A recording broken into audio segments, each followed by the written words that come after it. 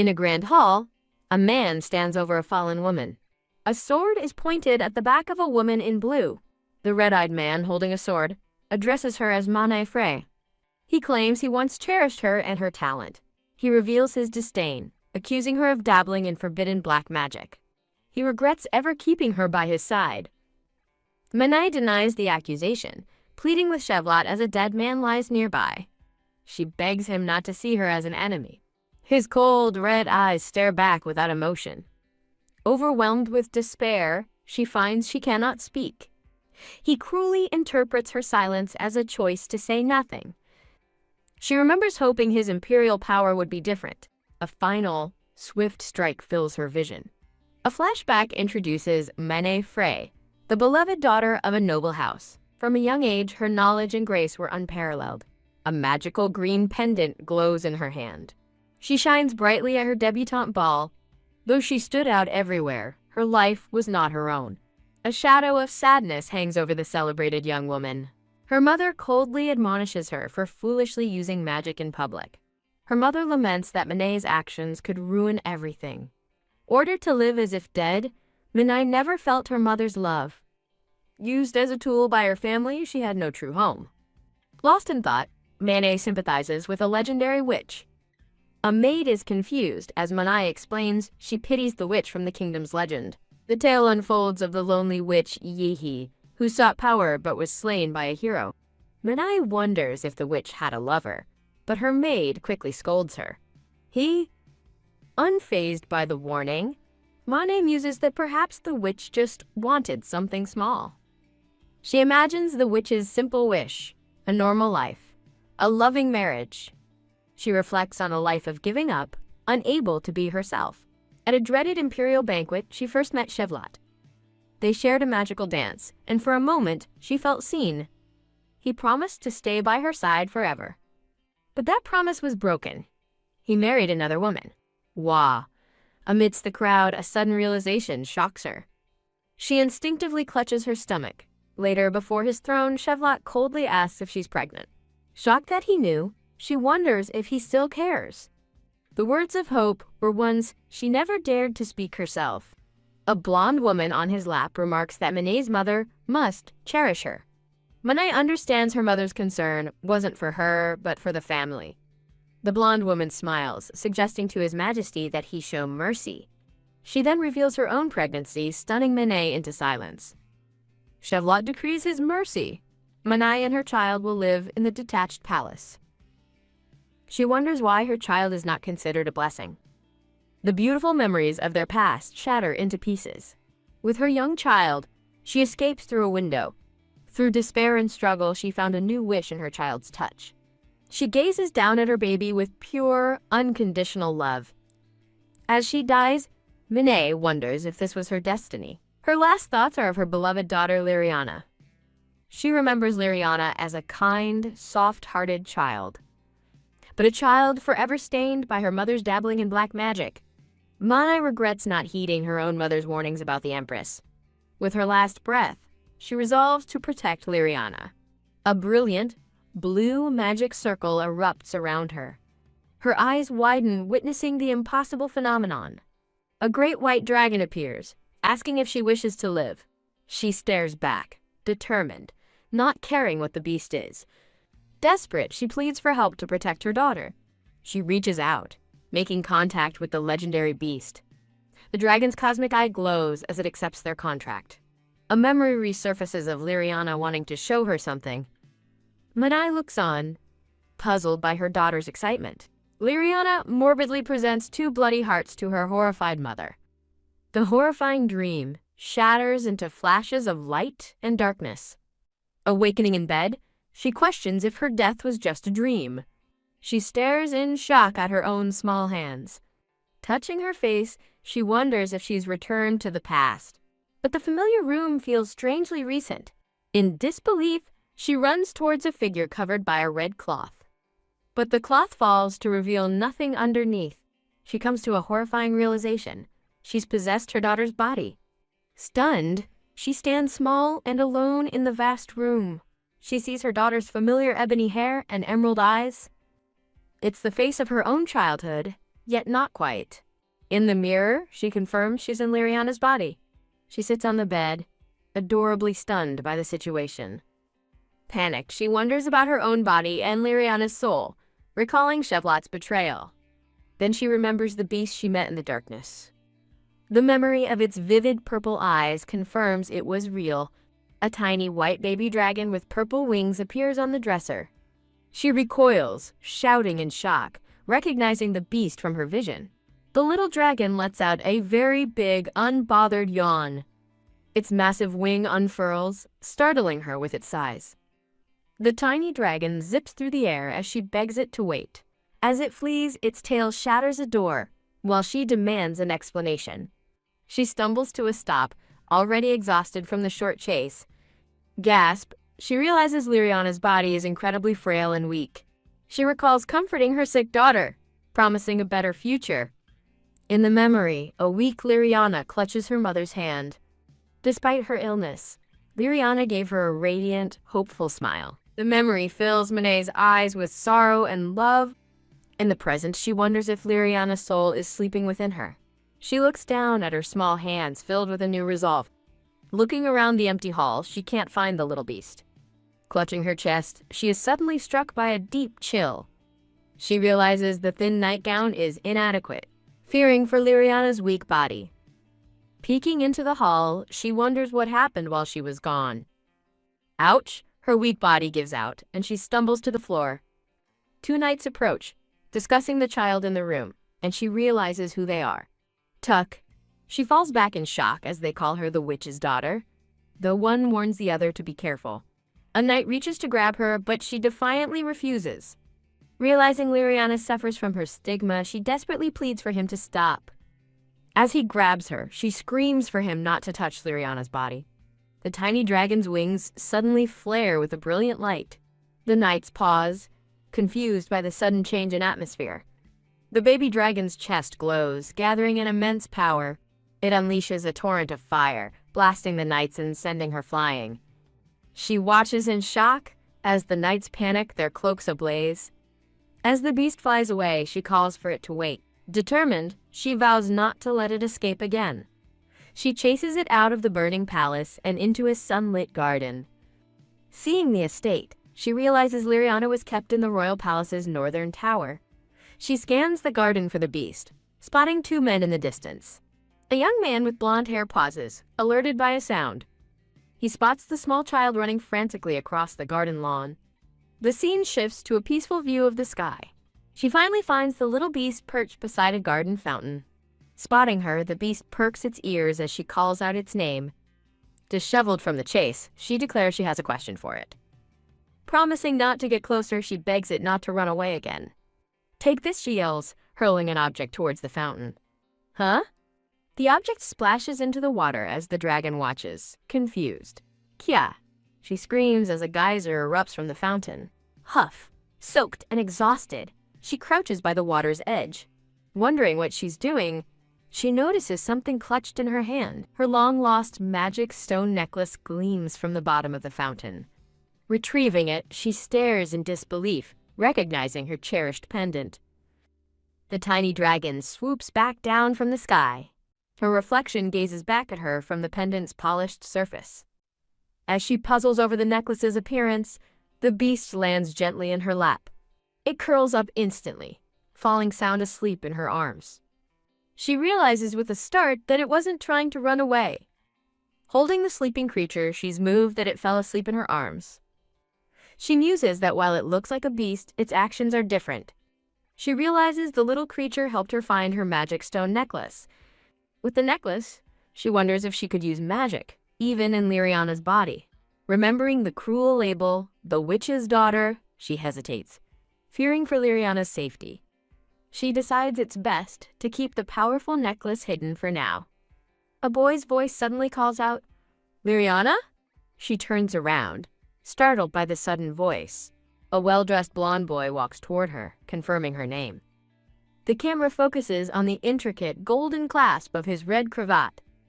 She remembers Dagon, a boy she'd seen visiting the palace with his father.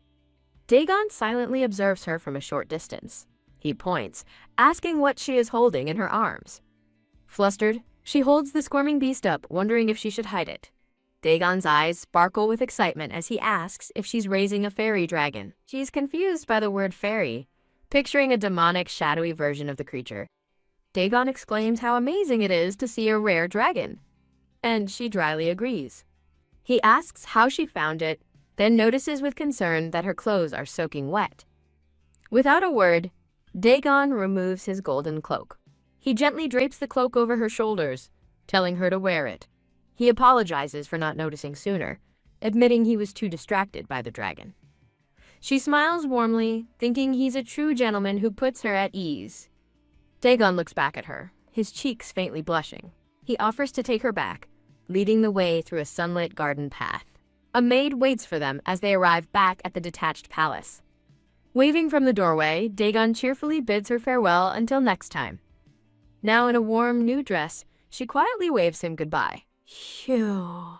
She collapses onto her bed in exhaustion, the little beast already fast asleep beside her. Looking at the sleeping dragon, she quietly asks if it can understand her. Cradling the creature, she makes a desperate plea to the stars. Could you not return Liriana back to the way she was? Time passes, and she learns she awoke in Liriana's body 1 year after her own death. A maid slams a plate with a single moldy piece of bread onto the table. The maid coldly tells her to eat quickly, as she needs to clean up immediately. As she eats the cold food, she's heartbroken to realize how Liriana must have been treated. She discovers Liriana's wardrobe contains only a few old, mismatched clothes. The room is old and neglected, covered in a thick layer of dust. She realizes with dread that her daughter's health is noticeably worsening. Struggling up the stairs, she worries that Liriana's frail body will only deteriorate further. After she was found outside, surveillance grew stricter, and she could no longer leave the tower. The only bright spot in her confinement was the cheerful visits from Dagon. Dagon named the beast Ame after the gemstone ametrine, noting it spent most of its days sleeping. Dagon admires the sleeping Amy, but she wonders if he only visits to see the dragon. She wonders what Ame eats, and the little dragon curiously sniffs at her offered hand. Chomp. Ame playfully bites Dagon's finger, startling him. An older man asks if Amy follows Liriana, but she says no, admitting she doesn't know why it was alone. Dagon quickly changes the subject, calling out to Liriana. He grins, excitedly asking if she wants to go play outside. When she says she can't leave, he confidently assures her he's gotten friendly with the staff. A passing maid firmly states that her leaving won't be possible. A small drawing captures Dagon's bright optimism beside Liriana's weary expression. Dagon confronts the maid, demanding to know why Liriana is forbidden from going outside. A tall man in a dark, ornate uniform appears, Emperor Shevlot. She looks up in shock, her body trembling slightly. Her thoughts race. She never expected to face Shevlot so soon. A close-up reveals his cold, piercing red eyes. She clutches her dress nervously, wondering if he could possibly recognize her. She pushes the fear aside, deciding this is a good chance to ask him something. Shevlot gives a single, cold command to put her back inside. He admonishes the terrified maid, stating he never gave permission for the child to be outside. The cruel treatment floods her memory, and she finally understands why Liriana suffered so much. She sees Liriana's life of isolation, an unrecognized child, tormented as the witch's daughter. She questions if anything would truly change for Liriana, even if her soul was restored. Her hand clenches into a fist as she makes a new resolve. First, she will set everything right. Her thoughts swirl, questioning Shevlot before correcting herself. A vision of her daughter Liriana appears, pure and innocent. With newfound determination, her eyes harden for the confrontation. She now sits across from Shevlot in a sunlit pavilion. Her bright green eyes reflect the scene before her. She steels herself, now facing the very man who killed her. She recalls Emperor Shivloth Calabria, once an unconventional crown prince. He is now the young emperor who has ascended the throne. And he is the only royal who can use the legendary Aura of Light. More importantly, he is Liriana's father, the father of this body. A pink-haired maid nervously offers to serve them some tea. In the background, other maids whisper and gossip behind their hands. A maid covers her teacup, and she senses the tense, unwelcoming atmosphere. She glances around, wondering who they are all looking at. Chevlat gazes at her with cold, piercing red eyes. She flinches, recognizing the sword at his hip was the one that killed her. She remembers Liriana cowering in fear behind a maid. The memory of Chevlat standing over her as she died flashes through her mind. Looking up at him, she asks if he finds this boring. She recalls her dying moments, asking if boring was all he had to say to her. She sits in silence, her head bowed at the small table. From above, Chevlat is seen slumped back in his chair. She thinks that despite everything, she foolishly held on to expectations for him. "What you say is correct, Your Majesty," she says, taking a small step. She gestures to her surroundings, declaring everything there is boring. His expression shifts, a flicker of interest in his cold eyes. He questions her statement about the crumbling tower, but she notes that he still chose to come. She boldly states that he doesn't waste his time on worthless things. His brow furrows in annoyance as he asks what she means. To him, she thinks, Liriana is nothing more than a worthless stone found in a pocket. He steps closer, a hint of a smirk on his face as he finds her interesting. Kneeling before her, he captures her attention, just as she planned. He demands to know who coached her to speak to him like that. A man beside him remarks that Liriana doesn't resemble the Emperor. Crap, she thinks. Startled by the unexpected complication, Chevlat's face twists with rage, and he furiously demands to know who dared teach her to speak to him that way. She hesitates, trying to think of what to say. Suddenly, she spots Amy's wing and calls for the dragon to wait. Swoosh! Ame zips between her and the Emperor, startling them both. Dagon suddenly tackles the dragon, shouting, "Got you!" as she calls out his name. She and Chevlat stare blankly at the unexpected interruption. Dagon smiles brightly, holding the creature, which is now wrapped in a blanket. He presents the bundle to Liriana, claiming it's the item she requested, leaving her confused.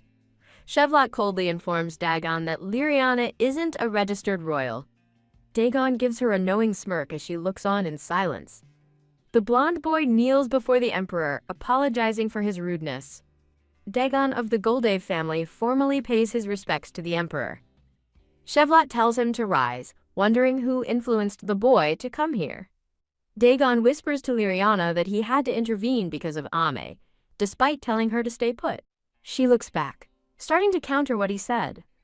As Chevlat walks away, Dagon tells her she was half right and half wrong. Chevlat admits he weighs the value of everything, but doesn't discard things without reason. He coldly states that her mother was the one who first betrayed his trust. Stunned, she wonders what on earth he could be talking about. Remembering he never listened to her, she dismisses his words, deciding Liriana is what matters now. As she walks away, she defiantly thinks that she hasn't done anything wrong. He coolly tells her that just because she hasn't done anything doesn't make her useful, and she must change things herself if she wants something. She walks away in silence as Dagon watches her with a worried expression. The scene shifts to the lone tower under a starry night sky. Back in her room, she confronts a maid, questioning how she can prove her usefulness when her own daughter is so neglected. Her eyes fall upon another person in the room, the young pink-haired maid. She recognizes the pink-haired girl as the maid who brought the tea earlier. She observes the maid's youthful face, guessing she is a new hire. The brown-haired maid serves her food, deliberately spilling hot soup onto her hand. Lying, the maid feigns surprise and scolds her for not accepting the tray properly. A close-up shows a flash of determination in her green eye. The maid thinks that while the tower's exterior can't be changed, Liriana has other ideas. Sitting on her bed, she resolves that what's inside can still be changed. As the two maids leave, the room is once again quiet. The maid demands she pick up the spilled food, asking if she's ignoring her. The maid insults her upbringing, asking if her family taught her nothing. Crash! The maid angrily slams the food trolley back into place. The maid smirks cruelly, taunting that Liriana is the one who truly grew up without learning anything.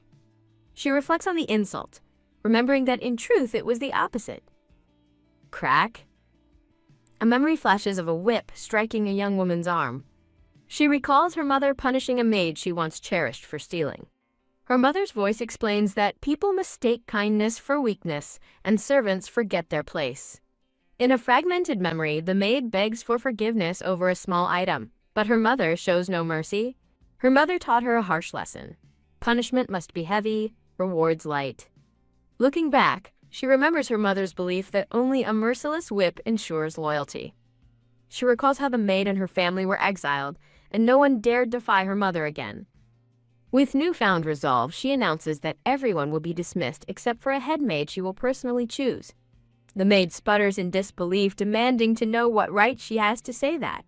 Remembering Shevlot's challenge to change things herself, she prepares her response. She calmly states that His Majesty has entrusted the tower's management to her. The maid scoffs, but Liriana challenges her, asking if anything outweighs the Emperor's word. Thinking of the maid's dismissive attitude, she dares her to repeat her doubts when her father returns. Stunned by the word father, the maid decides to take her leave. The furious maid stomps away, thinking Liriana has developed a princess complex.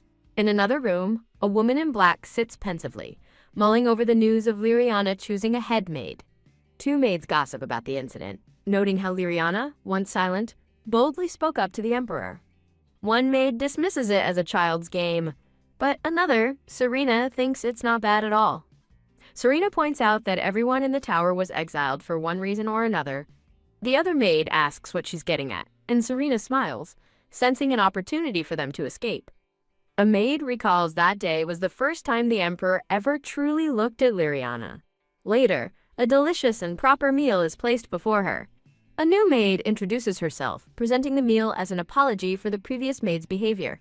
In the quiet, grand hall, two maids watch from a distance as Liriana is properly served. Gossip spreads about Serena using the kitchen last night. The maids buzz with rumors that a head maid will be chosen. Surprised, Serena fell for Liriana's bluff, but acknowledging the power of the Emperor's words. Panic and plotting spread among the maids as they realize their futures depend on winning Liriana's favor, but the brown-haired maid scoffs, calling them fools. Liriana, her hair neatly styled, authoritatively asks who is in charge of her room's cleanliness. The brown-haired maid from before approaches with a smile, noting how few maids are left and that it couldn't hurt to be nicer. The maid dismisses the pink-haired maid, Tanya, claiming the tower belongs to her and another, leaving Liriana confused by her statement. Liriana realizes the maid is talking about Tanya, recalling that the young maid is inexperienced and only follows orders. She concludes that the fault lies not with the student, but with her teacher. The brown-haired maid looks flustered, realizing she's been implicated. From her balcony, Liriana watches the maid storm off in the garden, shouting about the absurdity of it all. With Ame by her side, she reflects that the open disrespect has stopped, but wonders how long the peace will last. In the isolated tower, the maids fell into a routine, but Liriana remained an outsider to their structured world. Walking down the hall, she mulls over her crucial decision, who to choose as her head maid and loyal confidant. She considers her options, the capable Serena, the controlling Anna, and the uncertain Tanya.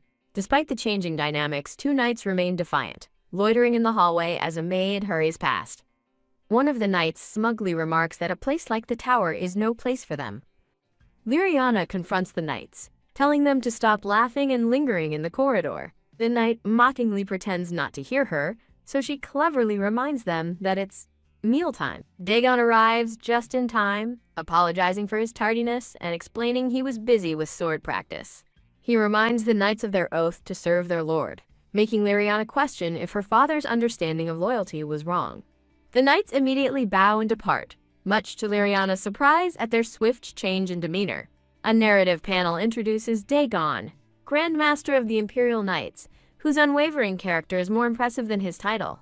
Dagon leans in to whisper to Liriana about the favor she asked of him.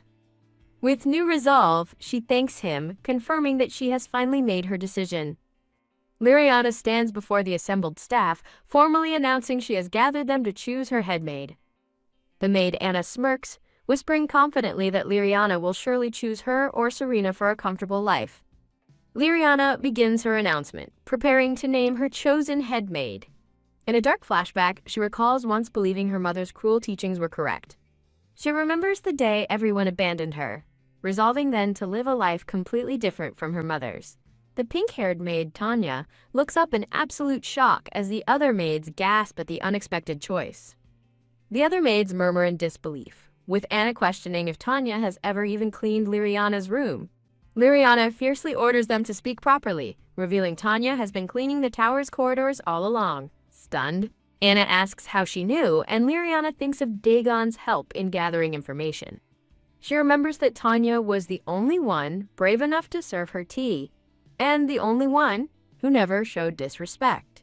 Liriana challenges them, asking if they truly thought she was an oblivious child, unaware of the tower's secrets. Splash the maid, Anna retaliates by pouring a pitcher of water over Liriana's head.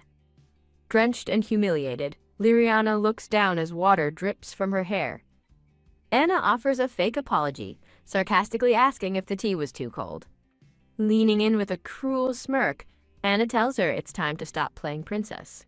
As Anna turns to leave, she freezes, startled by an unforeseen arrival. Emperor Shevlot stands before them, his expression radiating cold fury.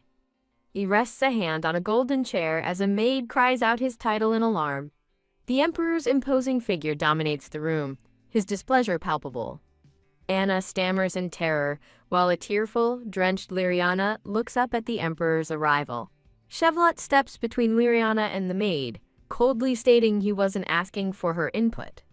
He approaches the maids, his voice laced with menace, reminding them they know what answer he requires. The maid, Anna, forces a terrified smile, stammering incoherently. She panics, realizing with dread that the emperor has finally started paying attention to Liriana.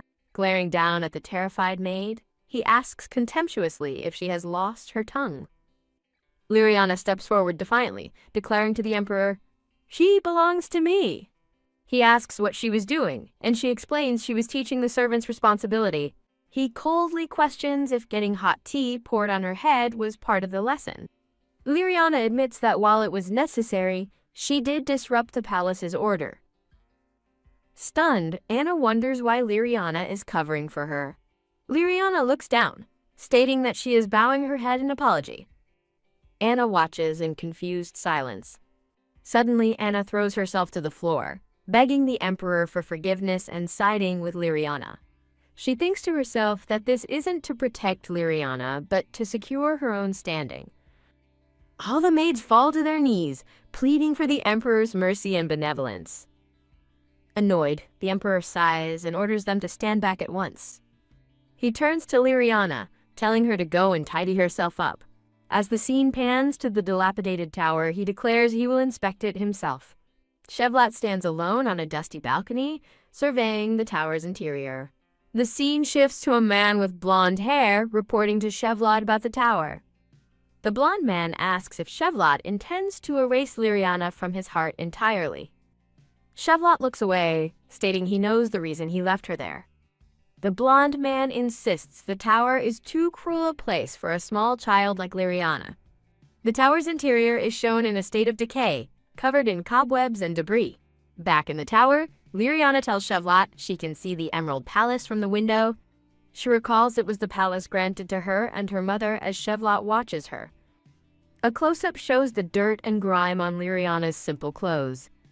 His expression softens slightly as he quietly says he remembers. Liriana asks if the tower is a place for those who have committed crimes. He confirms it is, specifically for those who couldn't be sent to a normal prison. Clutching her dress, she begins to realize the horrifying implication of her exile. In a surreal moment, Shevlot's voice asks if he has come to despise Liriana as well. She clutches her sleeve and asks why, but he simply thinks, no. He tells her that she wasn't like this before. A close-up shows Liriana's wide, innocent green eyes staring back at him. A glimmer of light shines on the brooch pinned to his uniform. Liriana curtsies, asking for permission to take her leave from His Majesty. She quickly turns and runs away down the corridor. Later that night, a narrative panel reflects on a mistake. Lying in bed, Liriana worries she showed weakness, and that her efforts will be in vain. Swoosh! Her small dragon companion, Ame, flies in through the open window. She greets Amy, asking if the little dragon has returned from its walk. Munch! Ame gently nibbles on the edge of her pillow. Cuddling Ame, she apologizes and asks to be left alone for now. Knock, knock. Tanya calls out to Lady Liriana from behind the door, asking to come in. The pink-haired maid bursts in, urgently announcing a decree from the Emperor. Startled, Liriana wonders why there would be a decree for someone like her so late. Chevlot stands alone in a grand hall, gazing out the window at the starry sky. Liriana's eye reflects the stars as she silently questions why. He wonders if he despises her, seeing his own reflection in her eyes. Recalling the law, Liriana knows disturbing the imperial house means banishment, an offense rarely pardoned. In his mercy, Chevlot begins to announce his decree concerning Liriana Chevlot. He declares that she shall be moved to reside in the Emerald Palace. A new day dawns, bright and clear. Tanya clasps her hands in joy, telling Liriana she can finally return to the main palace. Liriana is stunned to be sent to the Emerald Palace, a place tied to Chevlot. She has a dark memory of the Emerald Palace being the place where Chevlot killed her. Her small dragon, Ame, soars freely through a bright blue sky. The scene shifts to the grand and beautiful Emerald Palace. A new staff, led by a blue-haired butler, welcomes Liriana and pledges their unwavering loyalty. Tanya expresses her awe at the new palace, while an unseen observer questions the Emperor's motives. The observer continues to ponder the strange decision to send the tower's head maid with Liriana. The blue-haired butler separates Liriana from Tanya, asking her to come with him. He leads her through a grand and beautifully ornate door. Liriana is amazed to find herself in a luxurious boutique, as the butler tells her a designer will arrive soon. Suddenly, Tanya tries to prevent another princess from entering the room. A cheerful blonde princess named Blina enters, calling for someone named Madeline. Her happy expression fades as she notices the unexpected guests. Clutching her dress, she stares at them with disdain, wondering who they are. Princess Blina confronts Liriana and Tanya, looking down on them contemptuously. Tanya whispers a warning as Liriana recognizes the newcomer as Princess Blina. Blina crosses her arms, remarking that she's never seen Liriana's face before. The butler interrupts, stating he is following the Emperor's orders, which shocks Blina. Furious that the Emperor would prioritize someone else, Blina spits out Liriana's name. Liriana calmly stands her ground, insisting Blina use her name properly. Blina glares silently, momentarily surprised by Liriana's unexpected confidence. A formal introduction reveals Princess Blina Chevlot, the sole princess of Calabria. Liriana clenches her fists, standing firm in the face of her rival. Blina, flustered for a moment, questions Liriana's claim with uncertainty. Suddenly, one of Blina's ladies-in-waiting grabs Liriana's arm aggressively. As the woman grips her face, a voice cries out Liriana's name in alarm. A furious observer's eye is shown, reflecting on Liriana's expression and thinking, "How dare you touch her?" Blina smiles cruelly, berating Liriana for her perceived disrespect and lowly status. Liriana looks down, quietly musing on the ironic lecture about manners. She looks up with a defiant retort, pointing out that Blina is the one who lacks manners. One of Blina's attendants whispers Liriana's identity to her, while Tanya panics in the background. Blina's eyes widen in shock as she realizes Liriana is that witch's daughter. Hearing the Emperor has assigned her designer to Liriana, Blina throws a tantrum, refusing to share. She angrily points at Liriana, screaming that the room was made exclusively for her. Liriana calmly counters, asserting her own right to be there as a direct descendant of the Emperor. She lands a final blow, asking if Blina is afraid of losing her monopoly, leaving the princess stunned. Enraged, Blina lunges forward to strike Liriana as Ame dives from the chandelier to intervene. Blina pauses mid-lunge, confused by the sudden blur that flashes past her. Wham! Ame latches firmly onto Blina's hair, causing her to cry out in pain. Liriana gasps Ame's name in surprise as the attendants scream for their princess. As Ame circles her, Blina flails on the floor, desperately screaming for help. An attendant makes a grab for Ame's tail as Tanya shouts a warning to Liriana. Swoosh! The little dragon expertly evades them and flies into Liriana's arms. Cradling Ame, Liriana worries that his protective stunt has just made things much worse. Blina and her maid stare in stunned, humiliated silence after the chaotic attack. The terrified ladies-in-waiting shrink back, calling Ame a witch's familiar. Tanya steps forward protectively, ordering them to be silent while dreading the inevitable fallout. The tense confrontation is interrupted by the arrival of a handsome, blonde-haired young man. Blena's expression immediately brightens as she calls out joyfully to the boy, Dagon. She runs to him, putting on an act of being frightened, but he subtly turns away from her. The blonde boy, Dagon, asks if she showed Ame to everyone, but Liriana explains the dragon acted on its own. Dagon reassures the room that Ame is harmless if unprovoked, as he is introduced as Lord Dagon Goldiv. From behind, Princess Blena asks what happened, tearfully accusing Dagon of leaving her behind. Dagon walks past Blena with Liriana, offering a stiff apology and asking if the princess has been well. Blena smiles sweetly, telling Dagon not to be so formal with her. She asks Dagon if he will be attending her upcoming birthday banquet, adding that she is looking forward to it. Blena continues, saying she thinks it would be good to add one more guest to her party. Grabbing Liriana's arm, Blena leans in close and says she really wants Liriana to attend as well. Liriana senses Blena has an ulterior motive but feels compelled to accept. Steeling herself, Liriana declares she will definitely attend and thanks the princess for the opportunity.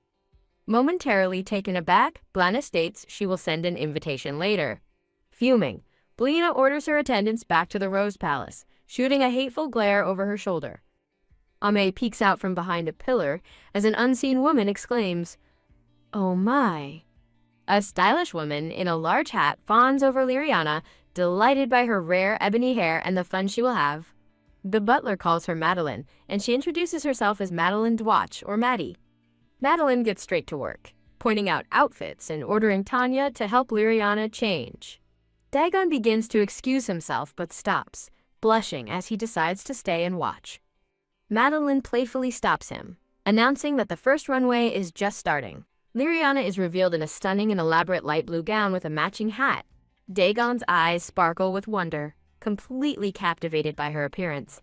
A thought bubble expresses pure awe while looking out onto a grand palace balcony. A blushing Dagon tells Liriana she looks like a beautiful fairy from a tapestry. Liriana shyly thanks him as Madeline excitedly calls for the next outfit. As Madeline extols the virtues of black hair as a canvas, Liriana models 2 more beautiful dresses.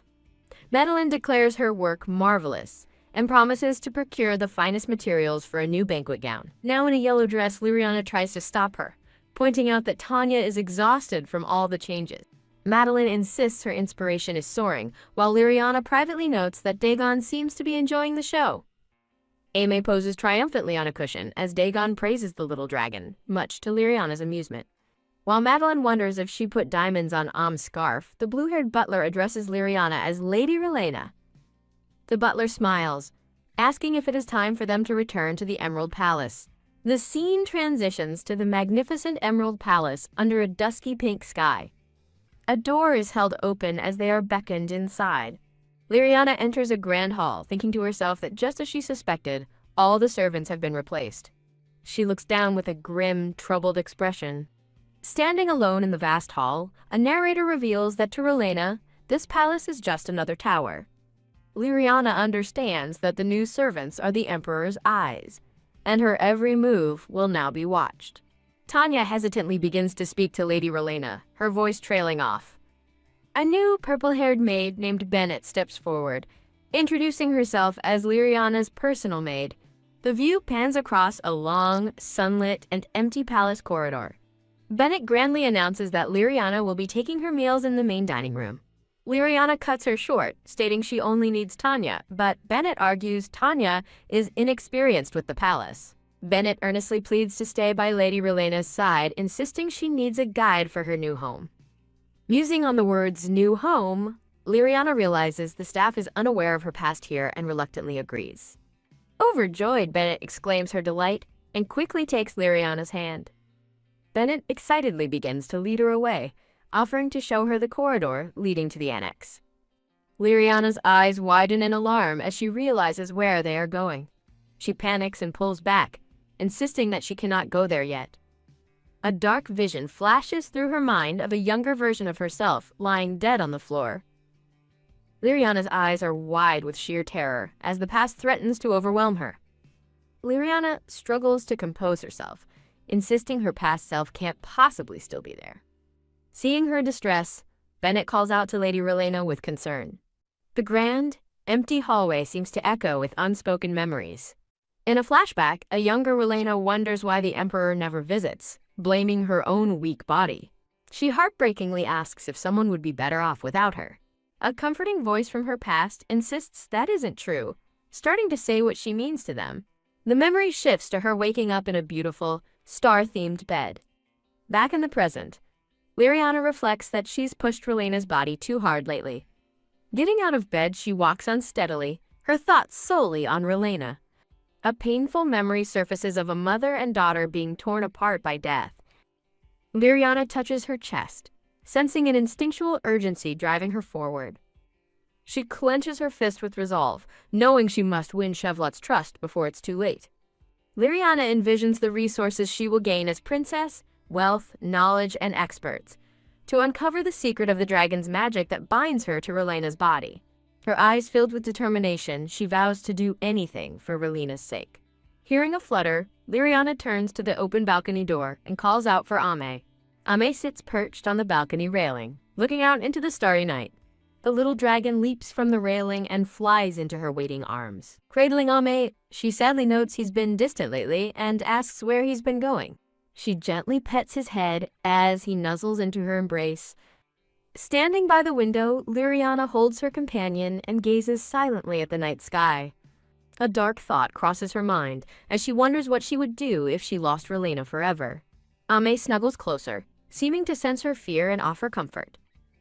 The little dragon lets out a soft kyo, and Liriana looks down, asking what's wrong. Suddenly, a glowing blue crystal necklace materializes before her.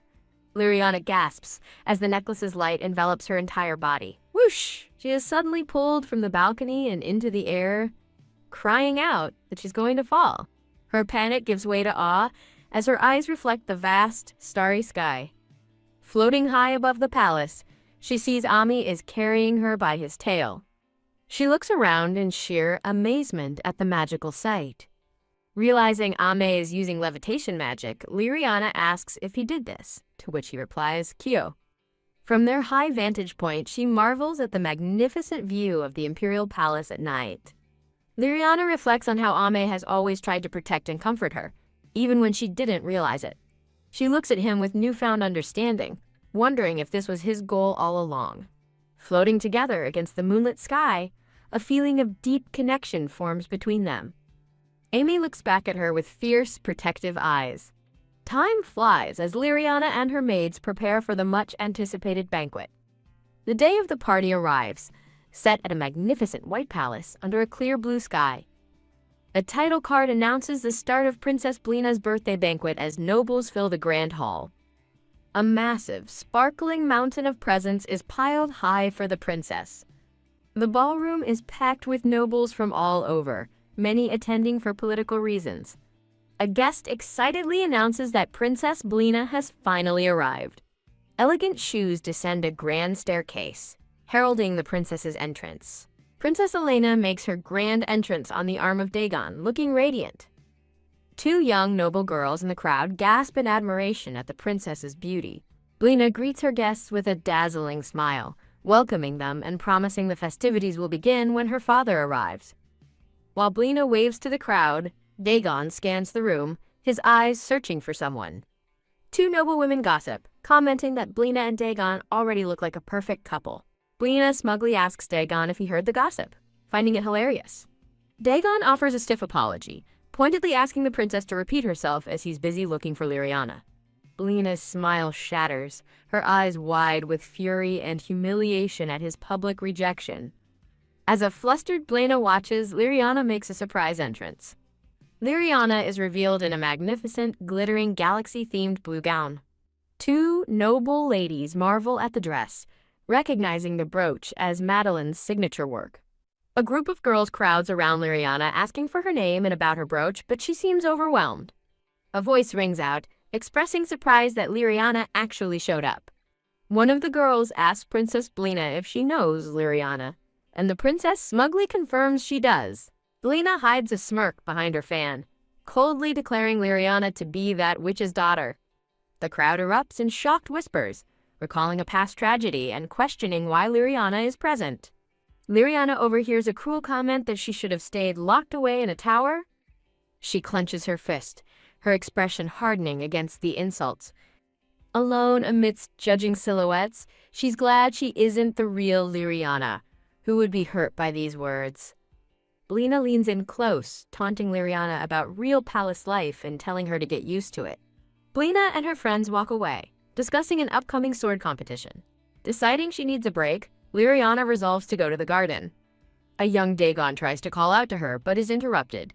Dagon's father firmly stops him, ordering his son to stay in his place.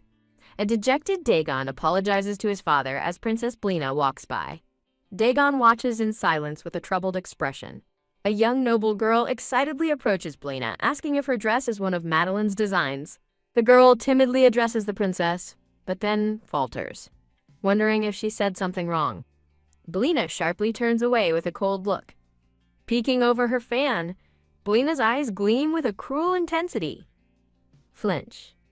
The girls are startled and frightened by the princess's sudden, chilling reaction. Blina turns back with a kind facade, denying the dress as a Madeline design and thanking the girl for the compliment. Her friends ask what happened, but Blina dismisses the dress, claiming her friends are what truly matter. The conversation shifts as one of the girls mentions the dress the witch's daughter was wearing. With grim expressions, the girls lean in, asking the princess to tell them the story in private. The scene shifts to a peaceful, sunlit gazebo in the palace garden. Liriana stands alone, quietly taking in the serene view. A group of children confronts her, accusing her of coveting what belongs to the princess. Liriana tries to walk away, but a boy shouts for the others to grab her. As they seize her, a green crystal necklace is revealed, and she yells not to touch Liriana's body. The children stare in awe at the glowing green gem. The others accuse her of having a mana crystal, but one boy insists it's just an emerald, as a kid can't handle magic. Unconvinced, they decide to take the necklace from her just in case. Bump! In the struggle, Liriana is shoved backward over the stone railing. Her eyes widen in shock as she falls, while the children look on in horror at what they've done. The children panic by the water's edge, unsure who can swim and worried about ruining their clothes. Sinking beneath the waves, Liriana realizes she can't breathe. The heavy, waterlogged dress pulls her further down into the depths. Clutching the mana crystal, she despairs, unable to use it and fearing she will drown. As she loses consciousness, her last thought is a plea for someone to help. On the bridge, the children gasp as they see someone emerge from the water. Flash! A mysterious figure in a dark hood leaps from the water, carrying Liriana. The rescuer holds her gently, chiding her for playing dangerous games as she weakly realizes she's alive. He begins explaining a magic formula for swapping objects, leaving Liriana confused but grateful. The man's hood falls back, revealing a handsome, smiling man with white hair and violet eyes. He carries her to safety on the stone path, while the other children watch from afar. The mysterious white-haired man smiles warmly, radiating a gentle energy. The children who pushed her stare in complete shock and confusion. Liriana smiles brightly, insisting the children didn't do it on purpose. The white-haired man smiles back, respecting her kind decision. The three children who pushed her watch from the bridge, stunned. Whoosh! A wave of magical energy suddenly envelops the startled children. As the terrified children flee, the man asks Liriana if she can stand, privately reflecting on his actions. He offers a gentle hand to help her up, but she hesitates. He effortlessly lifts her, spinning her around in a swirl of blue fabric. Liriana is amazed to find her dress is completely dry, realizing he can control the elements. She spies his high-grade magic stones, deducing he must be a top-tier mage or of high rank. Noting his foreign attire, she timidly thanks him for his help. The mysterious man smiles warmly, waiting for her to continue. She grows puzzled, sensing he's expecting something more from her. Her thoughts are interrupted as a voice calls out, "There you are." Dagon rushes to her side, explaining he had to slip away from his post. The white-haired man vanishes in a flash, wishing Liliana a good time at the banquet. Liriana is shocked he knew her name, as Dagon asks if the wizard from Hisare caused trouble. The scene introduces the kingdom of Hisare, a wealthy nation of magic and ships. Hisar is revealed to be Empress Herpia's homeland, making the wizard's presence all the more mysterious. Dagon identifies the man as Count Violad, a legendary wizard who sealed 4 magic towers. While Dagon expresses surprise, Liriana feels an inexplicable sense of having met the Count before. Dagon offers her his hand, and they agree to return to the banquet hall. The scene shifts to the magnificent, glittering interior of the palace. An announcer heralds the arrival of Emperor Sevlot and Empress Herpia as honor guards cross their swords. From the crowd, Liriana watches the grand entrance unfold. The Emperor and Empress appear on a high balcony as Princess Blina joyfully calls out to her parents. The royal family shares a warm moment, smiling lovingly at one another. The opulent hall sparkles under the light of the grand chandeliers. Liriana looks up from the floor below, watching the royal family from a distance. Empress Herpia's warm smile fades, replaced by a cold, piercing glare. Liriana meets the Empress's gaze, her own expression hardening in defiance. The Empress asks why Liriana is present, and the Emperor reveals he personally invited that witch's daughter. Princess Blina is furious at the revelation, demanding an explanation from her father. Feigning innocence, she tearfully asks her father if she did something wrong. The Emperor sighs, running a hand through his hair and dismissing her concerns. He turns to leave for his duties, ignoring Blina's pleas for him to stay. The Empress comforts her daughter, gently advising her to discuss such matters with them first in the future. Blina seethes with resentment, her birthday ruined by her father's anger. She stands alone on the balcony, staring down at the bustling party below. While Dagon brings Liriana a slice of cake, Blina's bitter thoughts accuse Liriana of stealing everything from her. "I'll never forgive her," she vows with burning hatred. Liriana senses a persistent stare and looks up from her dessert. She spots Blina on the balcony, watching her with a look of pure displeasure. As Liriana walks on, a thought declares the real show is about to start, while Blina looks on with grim resolve. The camera pans across the vast, elegant ballroom. Elsewhere, Emperor Sevlot is engaged in conversation with a group of nobles. An envoy bows respectfully, greeting the Emperor as the son of Calvaria. Liriana gracefully makes her way through the party, offering a polite greeting. Murmur. She finds herself surrounded by gossiping nobles, wondering what's happening. The Emperor suddenly confronts Liriana, ominously counting down as he demands an explanation. As Liriana silently finishes the count, another voice desperately shouts for His Majesty. Princess Blina triumphantly holds Liriana's hand before the court. Liriana inwardly praises Blina's clever decision to engage with her. She realizes, however, that the princess's scheme ultimately benefits her. Nearby nobles congratulate Princess Blina on her birthday and wonderful growth. A nobleman compliments her advanced swordsmanship, anticipating the upcoming competition. Blina smiles, enjoying the praise befitting the Emperor's daughter. She modestly credits her teacher, Sir Robert, for her skill. Blana quotes her father's wisdom about never underestimating the sword. Liriana recognizes the advice as a fundamental principle from the swordsmanship manual. Blina scoffs at Liriana's expressed concern that she might get hurt. Furious at the perceived insult, Blina's hand trembles with rage. She calms herself, thoughtfully remarking on Liriana's knowledge of swordplay. A sinister smile spreads across Blina's face as she looks at Liriana. Standing on a checkered floor, Blina formally challenges Liriana to a duel. Emperor Sevlot questions Blina's actions but then allows the duel. Before a stunned crowd, Liriana calmly accepts the challenge. The Emperor and the young blonde noble Dagon look on in shock. The crowd murmurs that Liriana's fearlessness must come from ignorance. Blina loudly proclaims that in Calbria, a spoken vow is unbreakable. The Emperor watches from a distance with a sigh. He declares he will preside over the duel in 1 month, assigning Sir Robert to train Liriana. "What?" Blina cries out, completely against the idea. The Emperor sternly silences Blina, telling her that's enough. He dismisses Liriana, who respectfully departs as Blina glares. Liriana can only think that the entire situation is absurd. Dagon shouts in protest, decrying the unfairness of the duel. His father quickly steps in, apologizing profusely to the Emperor. The father grips Dagon's shoulder, informing him they will discuss punishment later. Liriana watches with a start as Dagon is escorted away. The scene transitions to a quiet, ornate hall. A tearful Blina complains to her mother, the Empress, that her father gave her teacher away. Empress Herpia soothes her daughter, assuring her they're all on her side.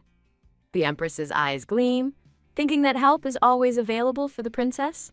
The scene shifts to Liriana's residence, where a voice questions the duel. While getting her hair done, Liriana tells her maid she will now learn from Sir Robert. Holding a practice sword, she resolves to find a way to protect Liriana's body without magic. Knock knock. A maid with purple hair arrives to see Lady Liriana. She delivers shocking news.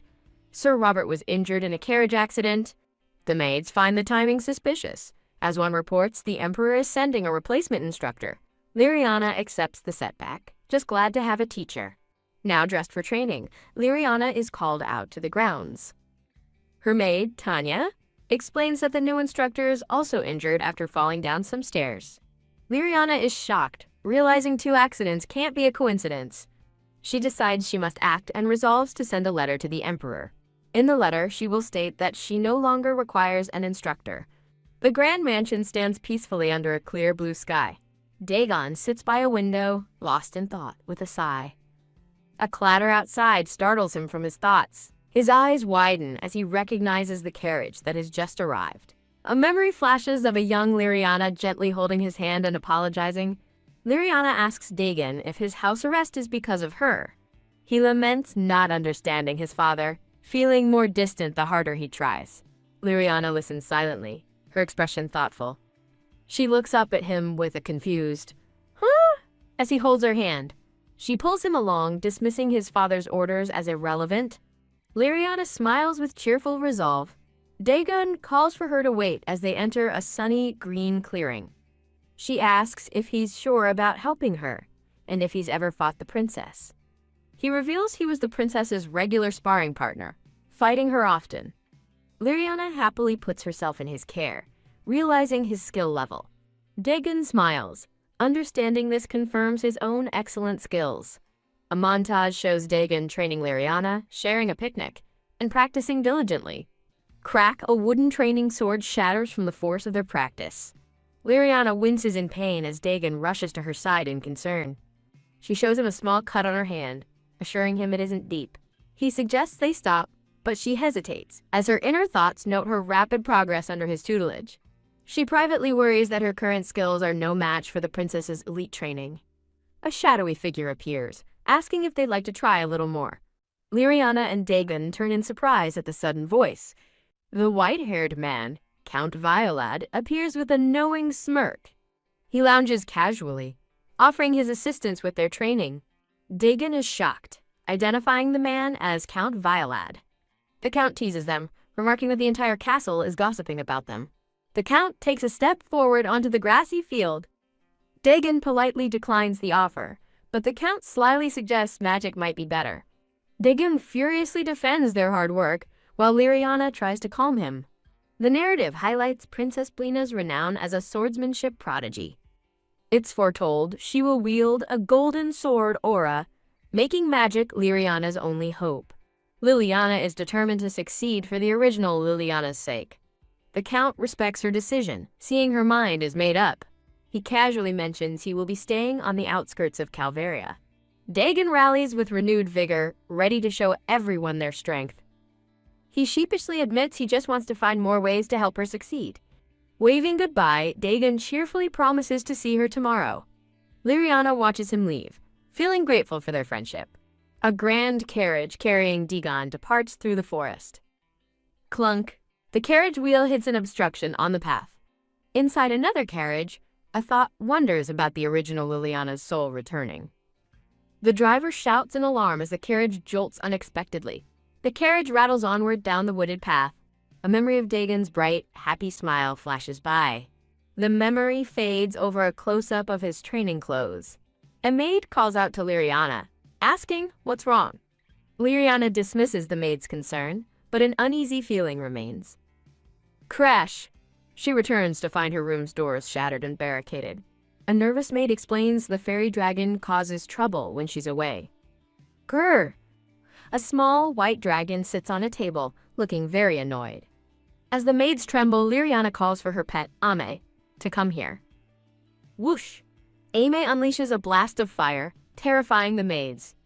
Liriana stares at her misbehaving dragon with a serious expression. Cradling a now calm Ame, Liriana apologizes to her maids and scolds her pet.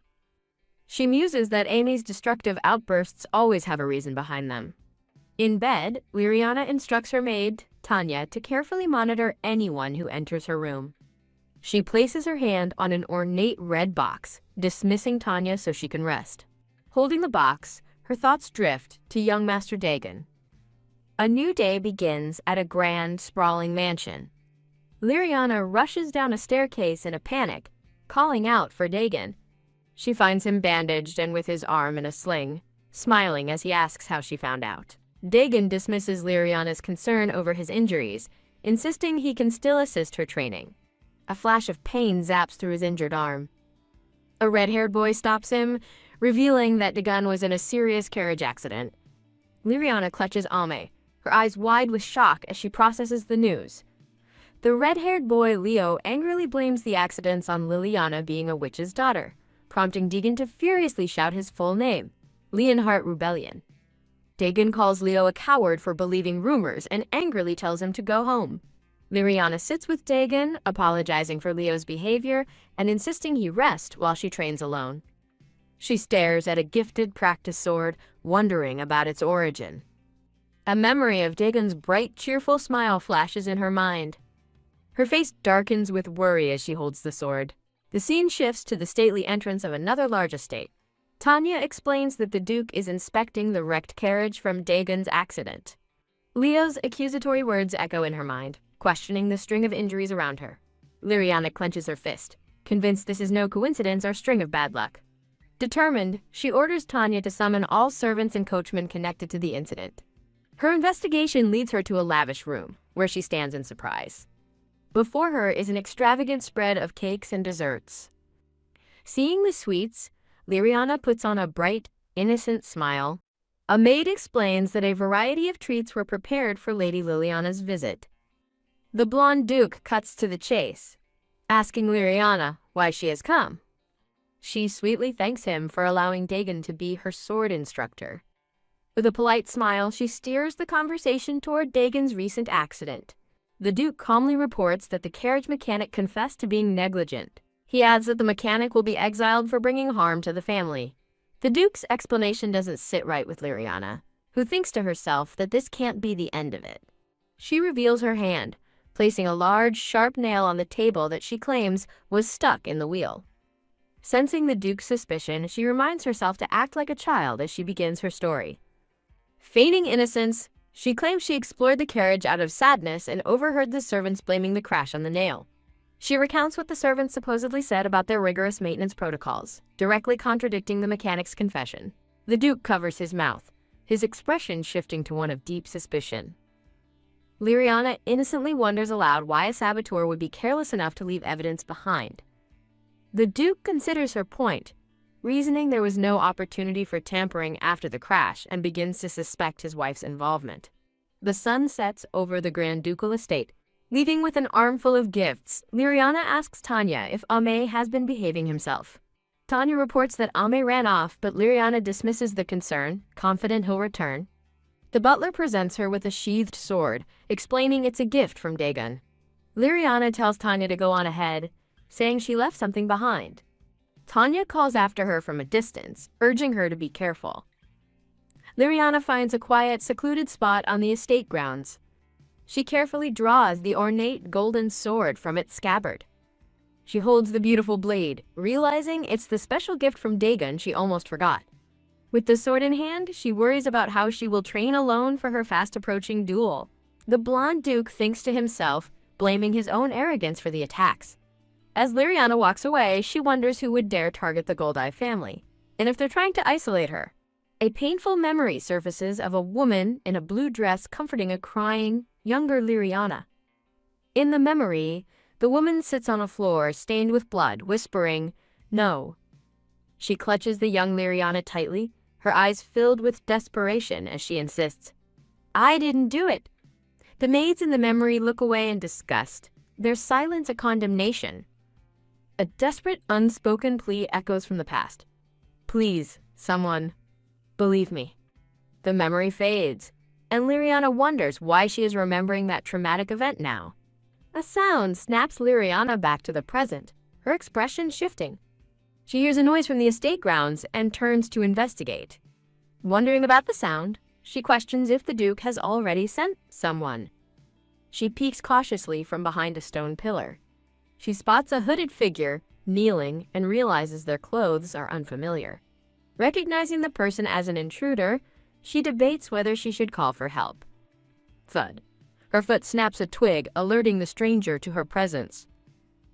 The hooded figure curses in frustration as Liriana watches in alarm. As the figure leaps over the fence to escape, Liriana resolves to follow, certain the culprit won't return. The cloaked intruder flees swiftly through the trees. Liriana pants heavily, struggling to keep up with the chase. She laments how difficult it is to run in Liliana's body, wishing Amy were there to help. She reaches a cliff's edge, realizing she's lost her target. Defeated, she decides it's time to head back. As she turns, she trips and falls, ambushed by two cloaked figures. The men are shocked to discover a little girl has been following them. He grimaces, deciding it can't be helped, and that it's nothing personal. Just as he resolves to push her off the cliff, Ame swoops in from the sky. Ame dives down, eyes glowing with protective, purple energy. Liriana begins to stir, groaning as she wakes up.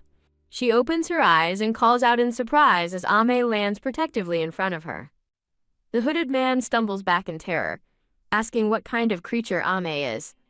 Ame deftly dodges, avoiding the men's clumsy attacks.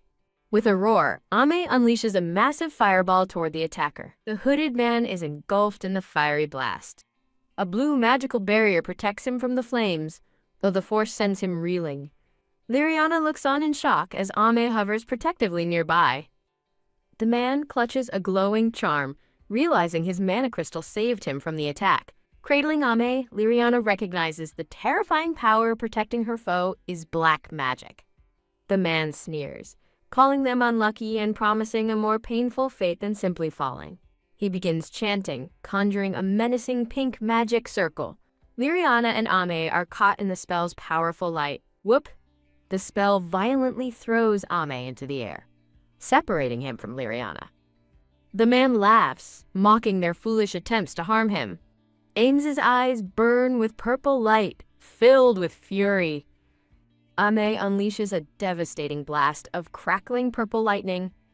The explosive battle gives way to a quiet, peaceful sunset. The attacker lies unconscious on the ground as Liriana wonders if he merely fainted from the powerful spell. Ame puffs out his chest proudly, and Liriana affectionately calls him a cunning little dragon. Ame suddenly goes limp, fainting from exhaustion and falling into her arms. Tanya rushes onto the scene in a panic, calling out to Lady Liriana and asking what happened. Tanya checks on Liriana, announcing the Duke's imminent arrival. Ugh, a hooded man clutches his hand, vowing revenge. Liriana says she's fine, but Ame suddenly fell asleep. A mysterious hand presents a glowing magical item to them. The item transforms into a menacing blade of dark purple energy. Tanya worries how the Imperial Palace will view Liriana using magic. A vision of a younger, innocent Liriana flashes brightly. Tanya cries out Liriana's name in alarm. A green mana crystal pendant emits a powerful blue glow. Whoosh! A magical force erupts, pulling Liriana and Tanya off balance. A massive, intricate golden magic circle materializes in the sky. The attacker reels back, shocked that a child could be such a powerful wizard. Liriana's eyes widen as a triumphant voice announces, "It opened!" The narration confirms that Liriana's mana has been unlocked. The attacker realizes she lacks sufficient mana and begins to fight back. Crack! Liriana watches in horror as her mana crystal fractures. A brilliant beam of light strikes down the hooded attacker. Phew! The hooded man groans in defeat as he falls. The blonde Duke catches the falling Liriana, asking if she is all right. Liriana feels dizzy, attributing it to her sudden mana awakening. Tanya tearfully apologizes while the Duke orders her to be taken away. The scene transitions to a quiet, elegant parlor inside a mansion. The Duke walks with purpose down a grand hallway. He looks thoughtfully at his surroundings, questioning if this is his mansion. Liriana awakens in bed, shocked to learn she was unconscious for 2 days. The Duke inquires about her health before turning to another matter. He stands with arms crossed, a sword at his hip. A black-haired man with red eyes appears, ready to discuss her newfound mana.